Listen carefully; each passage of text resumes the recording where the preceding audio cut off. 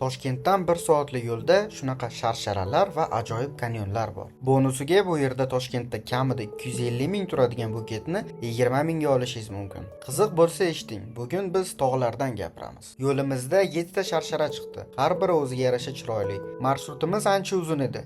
Oxirigacha chiday olmasak kerak deb o'ylagandik, lekin yetib bordik. Va eng qizig'i, toza havoda charchoq ham sezilmadi. Baland cho'qqida turganda osmon juda yaqin tuyular ekan. Charchab ko'tarilgandan keyin piknik qilib o'tirish uchun ideal joy. Bu joyning nomi Tovoqsoy darasi. Toshkentdan 40 kilometr uzoqlikda joylashgan. Bu yerda hamma o'ziga kerak bo'lgan narsani topadi. Instagramga qo'yadigan rasmlar kerakmi?